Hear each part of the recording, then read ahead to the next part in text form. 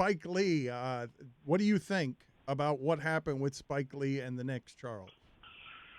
Well, number one, I wake up to that song every day. It let me know that no matter how successful you are, you're going to have haters. So Nas gets me up every day to go to war for life. I love that brother. And I think it's much ado about nothing. I think it's no big deal. I think we're wasting our time and energy when we got other stuff going on. Dan, I'm to the point where now, man, I'm such on a level. I don't get caught up in the BS of sports. It's so funny how stupid the public are. Like, we get to tell them what they get to talk about all day long because the nitwits on TV every morning who set the agenda. And I'm like, that's not a story. Nobody cares about that. Nobody. I don't even waste my time on BS anymore. Which nitwits? I'm just trying to make it 4 more years, brother, till I'm 60, and then I'm retired. I'm just trying to make it to 60, brother. Which nitwits are you speaking of? Is it? No. See, I want them to think about it, Dan. Because if I give them a name other than Skip Bayless, who I hate, I would give them power. I want them to think about which nitwit I'm talking about. So that gives me the power. Now they have to sit around because we know Skip Bayless is a nitwit, but the rest of the nitwits, we have to sit around. Is he talking about me? So that gives me the power, Dan. I always like when Charles Barkley has the power. Now, Daryl Morey, I don't know whether he was referring to you or not the other day, because you can be critical of basketball. You're a serial truth teller. When Daryl Morey says that people like you, and I don't think he used your name, but people like you hate watch basketball. Some of the broadcasters who are doing the games hate watch basketball. And you've been very critical of jumpers and the three-pointers and all that stuff that the game has turned into. What do you say to Daryl Morey? Well, I like Daryl Morey. I think that he's one of those guys to hear what he wants to hear. When I said that, it's so interesting watching television. I said 2-3 years ago, James Harden is the best offensive player I've ever seen in my life. I think he's not better than Michael Jordan and Kobe Bryant at that position. And I said, but he's the best offensive player I've ever seen. Daryl Morey didn't call me and say, hey, Charles, thanks for the compliment on James. When I said I will never say anything bad about Russell Westbrook, I probably respect him more than any other player in my NBA history. I've never seen a guy that gives maximum effort every single night. And I know the haters on television are going to say, well, he hasn't won a championship. Hey, a lot of guys haven't won a championship. But I'm never going to say anything bad about Russell Westbrook. I respect that man. Now, that being said, Daryl wants to protect his brand. He thinks he can win by shooting threes. I don't think he can. We had that one fluke year where everything worked out perfect for the Warriors, and I was wrong. And now everybody tries to do that. It only works when you got the 3 greatest shooters in NBA history, Klay, Steph, and Kevin Durant. It's not going to work any other time, and I'll stick by that. And if they win, I'll admit I was wrong.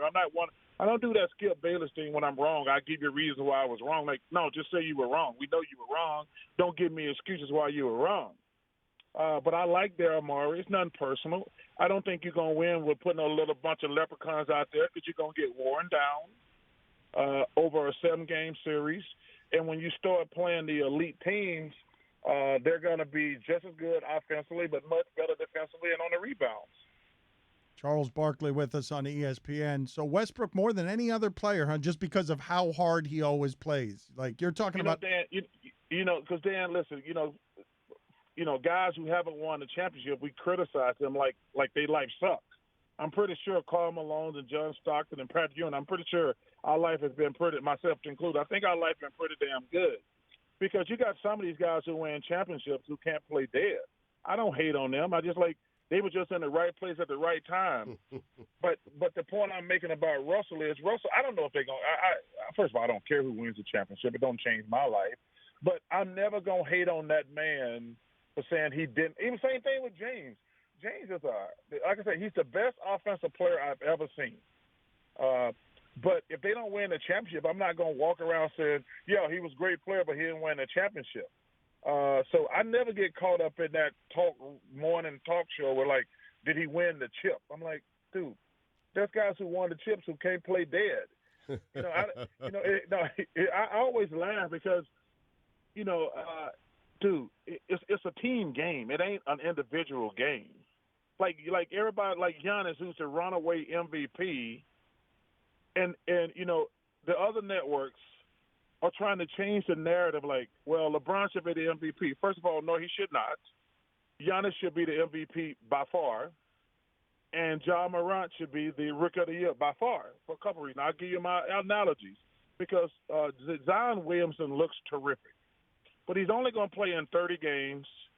And if Ja Morant, he's going to play the whole season. If they can make the playoffs, that would be, like, incredible because nobody expected Memphis to make the playoffs. But if that little kid can get them to the playoffs, he should win Rookie of the Year by running away. Now, let me get to Giannis. It's so funny. LeBron, who's great and amazing, is playing with Anthony Davis. And you got these fools on TV, and I understand the whole Kobe thing, and everybody wants to, LeBron's amazing. But think about this. If LeBron James played in the Eastern Conference with one other guy like Chris Middleton, who's a good player, and he was 59-6 or 8, nobody would be saying he only plays in the Eastern Conference. Because I'm trying to think, Dan, when LeBron had all the good players, were they ever 59-6 when he was winning MVPs in Miami?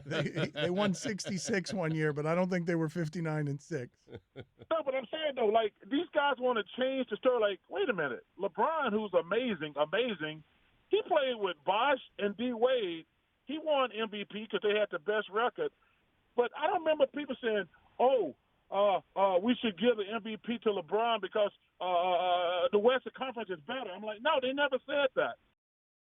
Thanks for watching ESPN on YouTube. For more sports highlights and analysis, be sure to download the ESPN app. And for live streaming sports and premium content, subscribe to ESPN+.